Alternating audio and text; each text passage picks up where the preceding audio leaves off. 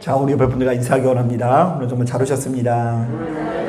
자, 은혜 받기 원합니다. 금요 예배를 준비하는 것은요, 이제 다른 여타의 예배보다 훨씬 더 저한테 더 큰 긴장감을 가져다 줍니다. 왜냐하면 여러분 지난 한 주 동안, 이번 한 주 동안 참 고생 많으셨죠. 예, 많으셨다고 하시면 안 됩니까? 고생 많으셨잖아요. 그 일터에서, 가정에서 이렇게 여러 가지 역할을 감당하느라고 힘드셨는데 그 피곤함이 폭발하는 때가 이제 금요일인 것 같아요. 저도 이제 비교적 굉장히 이렇게 평탄한 삶을 살고 있는 것 같은데, 그래서 그런가 금요일만 되면 왜 이렇게 잠이 쏟아지는지, 오늘 한 8시쯤 되니까 동공이 축소되고 이렇게 뭔가 이렇게 잠이 막 쏟아져가지고 제가 막 예배당에 이렇게 나와가지고 이렇게 막 뺨을 때리면서 잠깐 기도하기도 하고, 그리고 집에서 밥을 먹는데 사모님이 맛있는 밥을 차려주니까 제가 막 많이 먹었거든요. 근데 왜 이렇게 많이 맛있는 걸 줬냐고 이렇게 해가지고 괜히 제가 안 먹어야 되는데 그냥 많이 먹어가지고 제가 잠이 온다고 막 이렇게 투정이 나올 정도로 굉장히 긴장이 됩니다. 여러분 표교라 몸을 이끌고 왔지만 여러분들을 소생케 하시는 성령님의 은혜가 함께 하셔서 들어올 때보다 나갈 때 훨씬 더 가벼워진 몸으로 나가시게 되시는 역사를 누리게 되시기를 주님의 이름으로 축복합니다. 아멘. 예, 저는 가끔씩 지금 이 시대가 아니라 주님께서 진짜 이 땅에 살아계실 때 태어났으면 참 좋을 것 같다라는 생각을 할 때가 있습니다. 왜냐하면 그분께서 행하시는 크고 대단한 능력을 목격하게 되면 지금보다 나의 믿음이 훨씬 더 좋지 않을까 하는 기대가 있기 때문에 그렇습니다. 여러분 실제로 상상해 보세요. 지금 눈앞에 계신 예수님께서 갑자기 이 물병에다 대고 기도를 하시는 거예요. 하나님 변화될 줄로 믿습니다. 이랬더니 보십시오. 뭘로 바뀌었어요? 예, 어디서 물어보니까 소주요 뭐 이러는데 자기가 먹고 싶은 거 얘기하면 안 돼요. 소주가 아니라 포도주로 막 바뀌는 역사가 나타나면 야 진짜 이 교회가 굉장히 능력 있다 이렇게 생각할 것 같기도 하고요. 무수히 많은 병자들, 특히 병자들 중에서 38년 된 안진뱅이가 일어나는 역사가 나타나면 우리가 정말로 열광이 도가니탕이 되면서 행복하게 신앙생활을 할 수 있을 것 같다라는 생각이 듭니다. 자, 그런데 오늘 우리가 읽은 본문을 보면 꼭 그렇지도 않았나 본데요.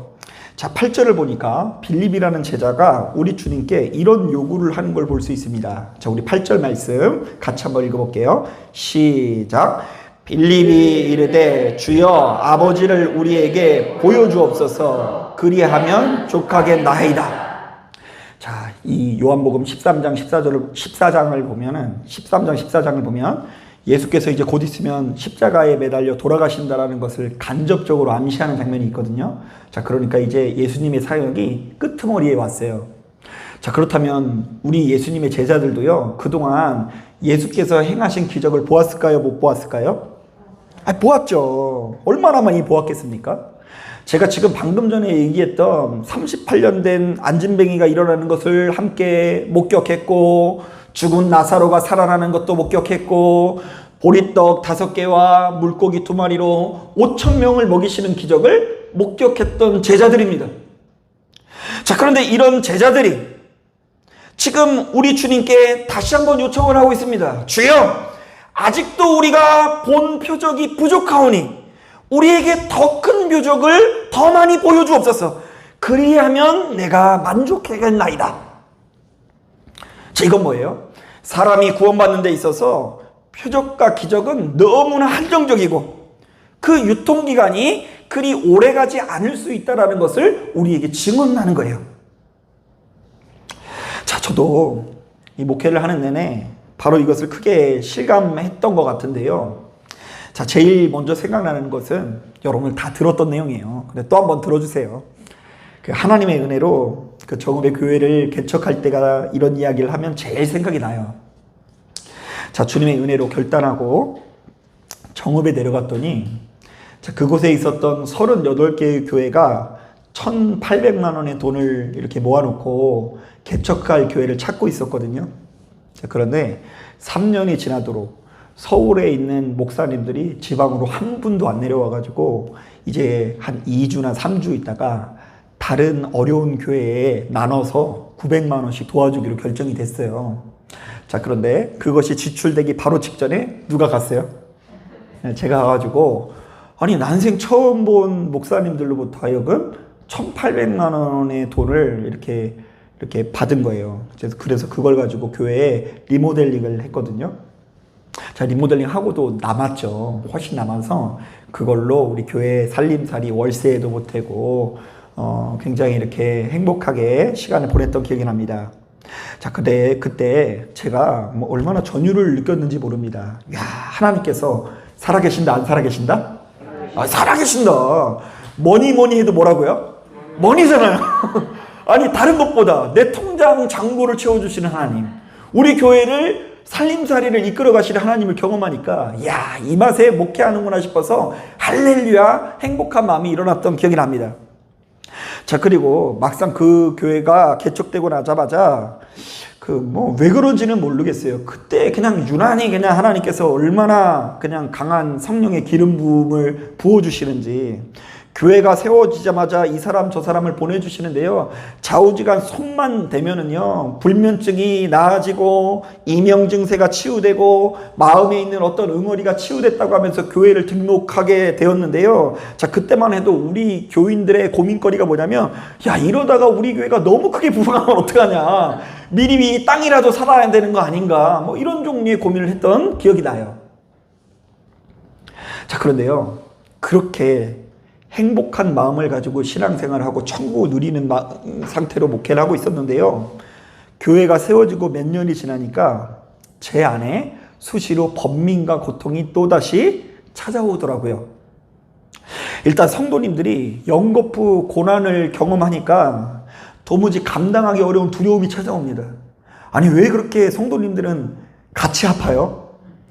그냥 따로따로 어쩌다 한두 명씩 돌아가면서 아프면 모르겠는데, 예배당 가운데 갑자기 절반 정도 되는 사람이 교통사고 당하고 어디 아프다 그러고 중병에 걸렸다는 소식이 연거푸 오니까, 야, 이러다가 교회 문 닫으면 어떡하는 두려움이 들기도 하고요. 또한 이 사람 사는 데다 보니까 이 교회 안에서도요, 여러 가지 성도님들 사이에 이 크고 작은 갈등들이 일어나면서 제 머리털이 흰색으로 변하면서 마음이 무너지는 경험도 하게 되고요. 자, 그리고 그 무엇보다 그 지역에 아는 사람이 하나도 없으니까, 자, 왠지 모르게 고독과 외로움이 몰려오는 것처럼 느껴졌어요. 여러분, 그래서 제가 이 사실은 안산, 시흥 이 지역에 올라오면서 제일 감사했던 게 뭐냐면, 여러분, 시흥에는요 축복받은 도시예요. 이 도시는요 어찌나 가로등이 많은지, 정읍은 그냥 밤에 내려가기만 하면 시내 빼고 저쪽에 가기만 하면 잘 안 보여요. 그래서 상향등을 꼭 켜고 다녀야 됐거든요. 자, 그런데 이 안산에 와가지고 밤에 운전하다가 제가 밤에 불을 켜지도 않은지도 모르고 밤에 불을 안 켠 거예요. 라이트를 안 켰어요. 그 깜깜한 상태에서 가로등이 있으니까 이렇게 킨지도 모르고 이렇게 운전을 한 적이 있거든요. 그래서 그게 어찌나 감사한지, 좌우지간 별로의 것이 감사하죠. 자, 그런데요, 어찌됐건 이곳에는 아는 친구들도 있고 교제하는 사람들도 있고 평상시 만나는 것도 아닌데, 맨날 교회만 있으면서도 이곳에는 그래도 연락하는 친구들과 가까운 데 산다라는 것에서 오는 이렇게 만족감이 있고요. 이 전라도에 갔는데 전라도에는 진짜 아는 사람이 아무도 없으니까 밤만 되면은요 정말로 모든 것들이 구슬프게 느껴지고 슬프게 느껴지고, 그리고 실제로 가게들마다 왜 이렇게 빨리 닫는지, 9시면은 그 일거리가 한가해지고 한산해지는 걸 볼 때 마음이, 슬픈 마음이 올려와서 이것을 이기기 위해서 얼마나 노력했는지 모릅니다. 자, 그러니까 여러분, 우리 인간의 경험 세계라는 것이 얼마나 가벼운지 몰라요. 사람은 지금 내 눈앞에 나타나는 은혜의 역사로 인해서 크게 감동하다가도 돌아서면 그 은혜의 감동을 잃어버리고 어둠의 권세에 지배당할 수 있는 것입니다. 자, 그래서일까요? 마가복음 8장 12절을 보면 이런 말씀이 있어요. 우리 예수님께서 이런 말씀을 해주시죠. 예수께서 마음속으로 깊이 탄식하며 이르시되 어찌하여 이 세대가 표적을 구하느냐, 내가 진실로 너희에게 이르노니 이 세대에 표적을 주지 아니하리라. 자, 깊은 탄식을 하면서 어찌하여 나만 보면 자꾸 뭐만 보여달라고 한다고요? 표적을 보여달라고 하느냐? 그리고 한숨을 푹 쉬더니 내가 이 세대에는 과거에 같이 엄청난 표적을 보여주지 아니할 것이다. 자, 그런데 표적을 구하지 않는 사람들에게는 가서 또 표적을 보여주세요. 그리고 또 결정적으로 이런 이야기를 하십니다. 악하고 음란한 세대가 표적을 구하나 요나의 표적밖에는 보여줄 표적이 없느니라. 자, 이때 이 요나의 표적은 무엇을 의미하냐면요.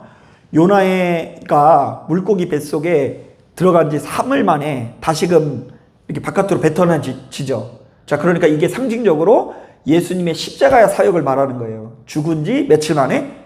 사흘 만에 다시금 살아나시는 부활의 능력을 경험하시는 능력을 보여주시면서 오로지 십자가 외에는 내가 너희들에게 어떠한 표적을 또 보여주지 않겠다.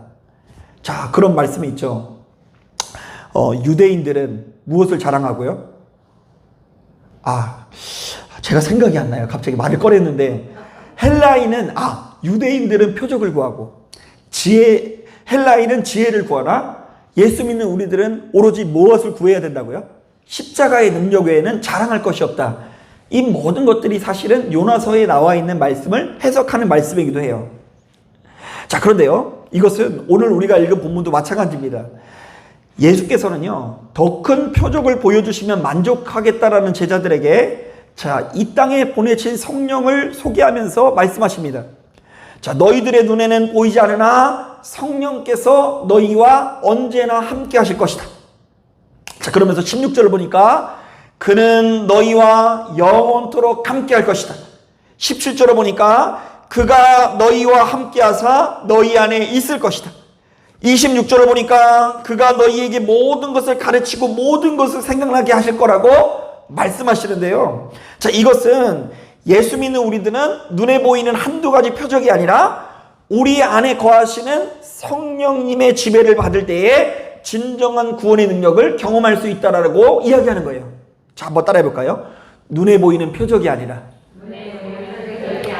눈에 보이지 않는 성령의 지배를 받아야 한다.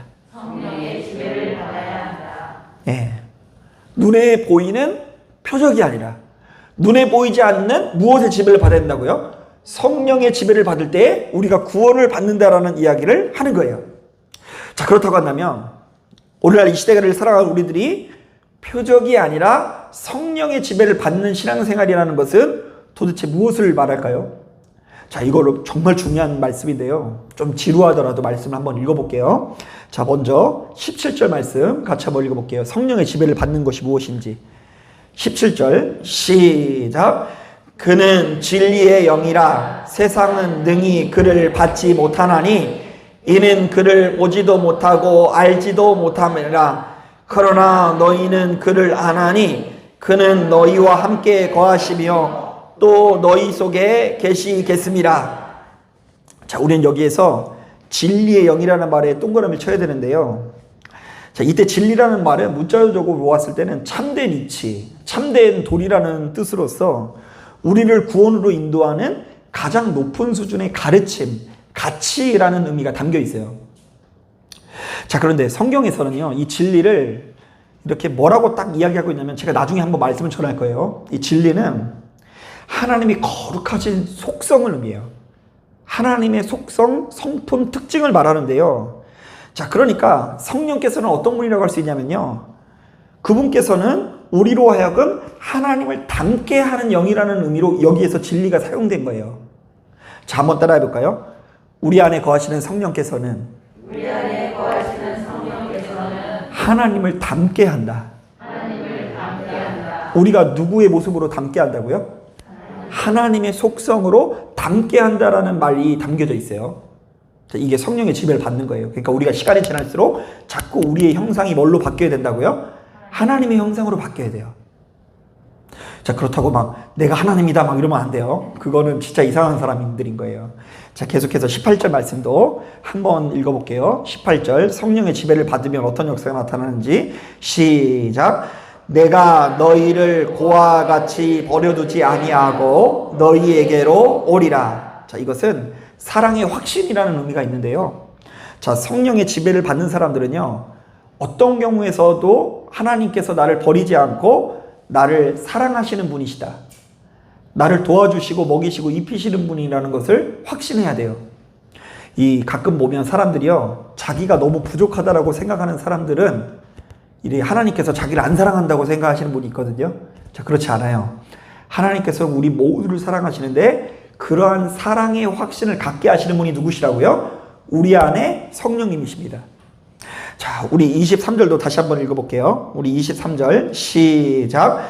예수께서 대답하여 이르시되 사람이 나를 사랑하면 내 말을 지키리니 내 아버지께서 그를 사랑하실 것이요 우리가 그에게 가서 거처를 그와 함께 하리라. 자, 이것은요 계명의 준수라는 의미가 있는데요. 자, 즉 성령의 지배를 받는 사람들은 하나님께 사랑을 받을 뿐만 아니라 그 받은 사랑을 가지고 주변의 많은 사람들을 어떻게 한다고요? 사랑하는 사람이 되어야 한다는 내용이 본문의 전후 문맥을 보면 담겨져 있어요.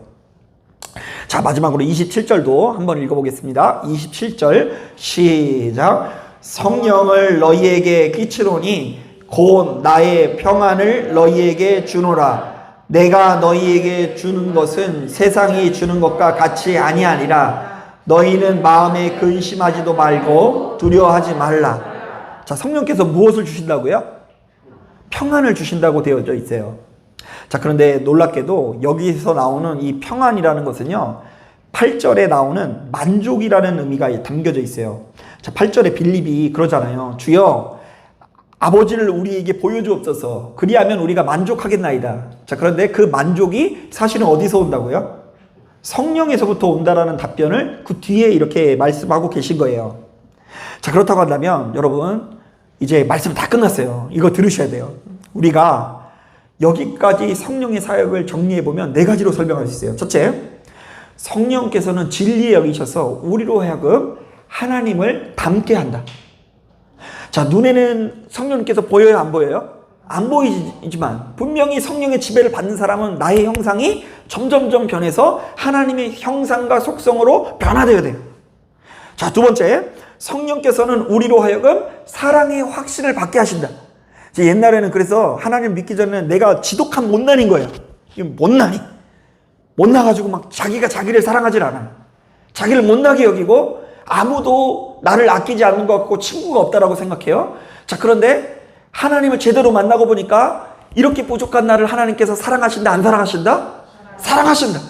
나를 위해서 대신 죽을 정도로 사랑하셔서 더 이상 사람에게 돌아다니면서 사랑을 강구하지 않게 된다라고 이야기해요.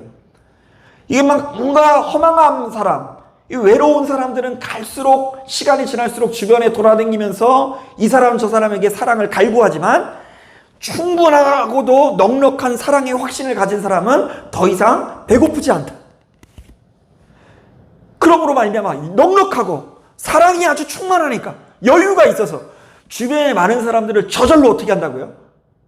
사랑하게 된다라고 이야기하는 거예요. 그리고 결국 이 모든 작용을 통해서 우리 안에 성령께서 주시는 무엇이요? 평안이 생기고 만족하게 된다라고 이야기하는 거예요. 자, 우리 한번 따라해 볼까요? 성령께서는 하나님을 닮게 한다. 한 번 더 따라하겠습니다. 성령께서는 사랑의 확신을 받게 하신다. 예, 사랑의 확신, 사랑의 공급을 받게 하시고.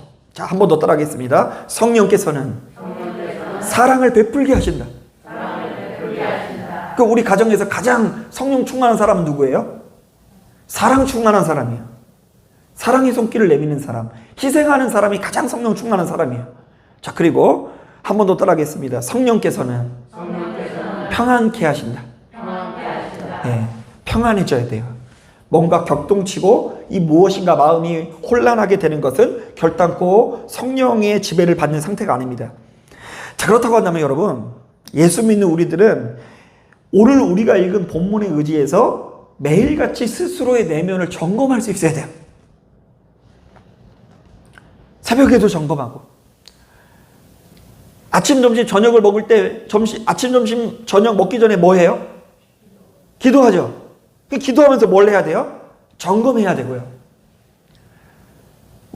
수요 말씀에 의하면 이 대장의 위대함 앞에서도 스스로의 마음을 점검해야 되고요. 오늘 이 저녁 예배에 나오신 여러분들도 뭘 해야 돼요? 스스로의 내면을 점검해야 돼요. 지금 이 핸드폰으로 자기 얼굴을 한번 이렇게 찍어보세요. 나의 모습은 지금 하나님을 닮아가고 있는가? 지금 제가 이렇게 얘기하면 목사님 제가 쌩얼이어가지고 오늘 뭐 그렇게 안 닮은 것 같아요. 뭐 이렇게 얘기할 수 있는데 그럼 그런 의미가 아니에요. 화장을 했고 안 했고의 문제가 아니에요. 지금 내가 하나님을 닮는 모습은요, 할렐루야 이렇게 다니면서요, 그 어디나 무슨 나라?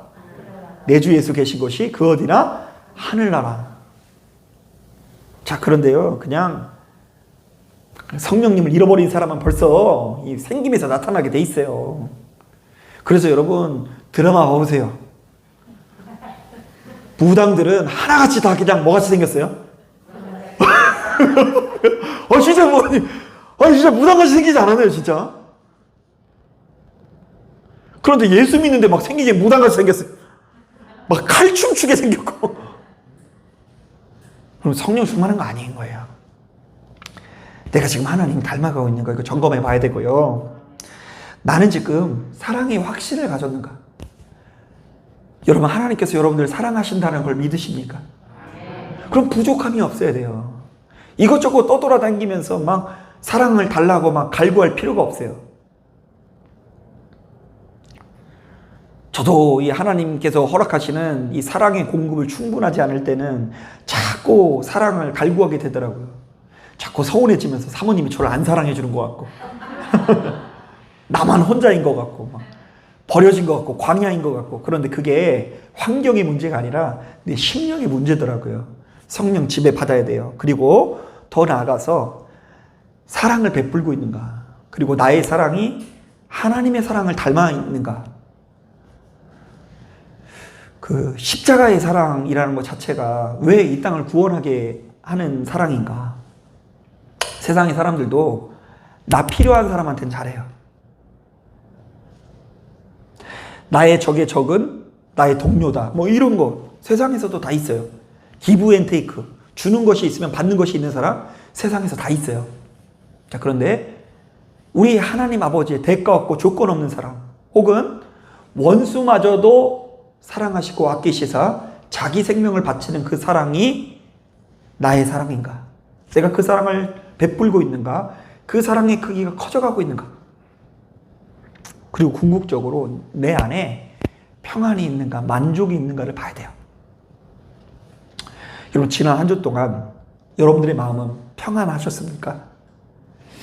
여러분들의 심령은 막 격동치고 막 전쟁 중에 있는 건지, 지금 평안하고 샬롬 가운데 있는지를 돌아봐야 돼요. 자꾸 사람들이 신앙생활 하라 그러면 와서 예배 출석하는 것으로 생각해요.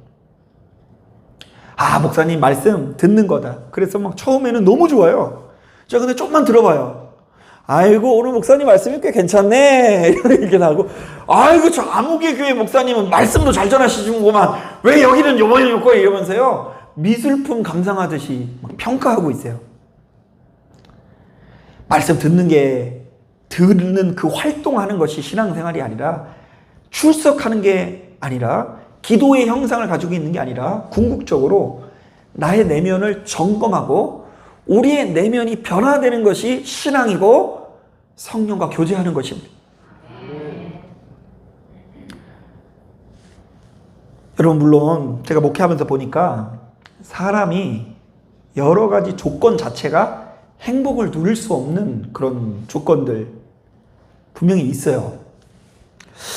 제가 얼마 전에 밤에 잠이 안 와가지고 TV를 틀었다가 막 너무 슬픈 내용 보고서 막 진짜 폭풍 눈물을 흘린 적이 있는데, 어떤 그 여학생이 아버님은 돌아가시고 몸이 아픈 어머님이랑 같이 있는데 너무 가난해가지고 막 생리대 살 돈이 없는 거예요. 그래가지고 막 속옷을 빨고 그리고 끼니도 막 라면 먹고 이러는데, 그 와중에서 막 알바하고 막 이러는 모습을 보니까 너무 막 속상해가지고 거기 후원하는 전화번호가 있더라고요. 그래서 막 그거 눌러가지고 그 학생한테 후원하는 그 버튼을 누른 적이 있어요. 그러니까 사람이 너무 가난하거나 피곤하거나 육체가 아프면 그거 이겨내기는 거 쉽지는 않아요. 사실 그러니까 여러분 그런 데 가서 말할 때 조심해야 돼요. 막 너무 아파가지고 막 죽겠는 사람한테 가가지고 기도해, 기도 안 해서 이렇게 아픈 거야 막 이렇게 이야기하면요 그 사람은 막 더 막 이렇게 될 수 있다니까요. 인생이라는 것이 그렇게 간단한 문제가 아니더라고요. 호락호락하지도 않고. 자, 그런데 소수의 그런 몇몇 경우를 빼놓고는요 되게 우리가 하나님의 형상을 잃어버렸을 때 큰 고통이 찾아오게 되어 있어요. 은혜 있으면 떠나갈 고통인데 은혜 잃어버리니까 그 고통에 사로잡혀서 감옥과 같은 삶을 살아가는 거라니까요. 내가 만든 공상이, 내가 만든 미운 다툼 시기 질투가 나의 뼈를 상하게 하고 나의 모든 것들을 정말로 짓이기는 듯한 고통과 괴로움을 가져다 줄 수 있는 거예요. 그래서 우리는 떡으로만 살아가는 존재가 아니라 하나님께서 주시는 영적인 공급으로 살아가는 존재이고, 그렇기 때문에 우리는 수시로 점검해야 돼요. 나는 하나님의 모습으로 변해가고 있는가? 나는 나와 내 가정들을 바라보는 이 태도가 하나님의 사랑의 방법을 닮아가고 있는가?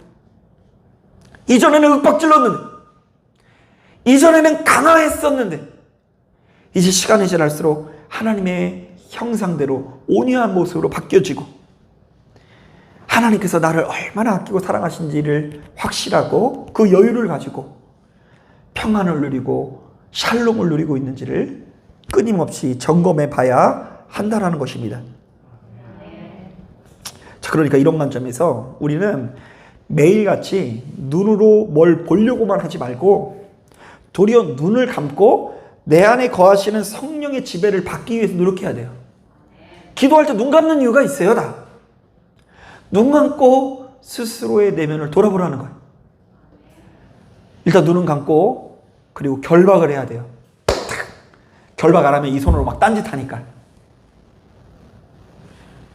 제가 막 요즘에 그 사람이 가지고 있는 그 중독성 이런 거 앞에 얼마나 인간이 취약하다는 걸 느끼는지, 그 우리 애들 이렇게 한 번씩 데리러 갔다가 돌아오다 보면 초등학교밖에 안 된 학생들이요 막 그 횡단보도 건너면서 막 휴대폰을 해요. 손을 막 가만히 냅두지 않아요. 그리고 더 열받는 거 뭐냐면 오토바이 그 배달하시는 분들 중에 물론 뭐 급하신 일은 있겠지만 아니 한 손으로 운전하면서 핸드폰 막 보시면서 가시는 분이 있어요. 그래서 진짜로 운전하다 보면 차 안에서 운전하다가도 막 핸드폰 보느라고 막 그 신호 바뀌었는데도 안 가고 막 이런 분들이 있으면 자기 생명을 놓고도 지금 핸드폰 하고 있는 거지 않습니까? 그래서 우리의 손이 자꾸 딴짓 않도록 결박시켜야 돼, 기도할 때. 자, 그리고 우리의 무릎은 어떻게 해야 돼요? 예, 기도할 때 사실은 우리는 편하게 앉아서 기도하지만 예수께서 우리의 주인 되시고 우리가 그분의 종이라고 한다면 무릎 꿇고 기도해야 되겠죠? 이 무릎 꿇는 이유가 주인 되신 하나님께서 명령하시면 내가 어떻게 하겠다고요? 따르겠습니다. 순종하겠습니다. 라는 의미가 담겨 있어요. 여러분, 이게 성령과 교제하는 거예요. 다른 거 바라보지 않고 눈 감고 나의 내면 가운데 역사하시는 성령님과 교제할 준비를 하고, 이전에는 막 내가 성령께서 일하시기도 전에 혼자 손으로 막 이것저것 막 다 하고 막 지휘하고 막 이거 깎고 저거 만들고 저거 설계하고, 그런데 그거 다 내려놓고 손을 어떻게 해요? 결박. 그리고 무릎을 꿇고 종된 자세로 나의 인생은 내 뜻대로 가는 인생이 아니라 하나님의 뜻대로 설계하겠습니다. 주님께서 가라면 가고 주님께서 멈추라면 멈추겠습니다. 바로 이런 성령의 지배를 받는 노력 가운데 우리도 모르는 사이에 성령의 열매가 나타나는 거예요. 여러분, 우리 인생이 진리의 영이신 성령님께 인도받아 하나님을 닮아가는 진짜 축복을 누리길 바랍니다. 우리의 인생이 성령님의 인도함을 받아 나를 향한 하나님 아버지의 크신 사랑을 확신하고 그 크신 사랑을 우리가 베풀기 위해서 노력하시길 바랍니다. 또한 우리의 인생이 성령님의 인도함을 받아 평안과 궁극적인 만족을 누리시는 저와 여러분들이 되시기를 주님의 이름으로 축복합니다. 자, 기도하겠습니다.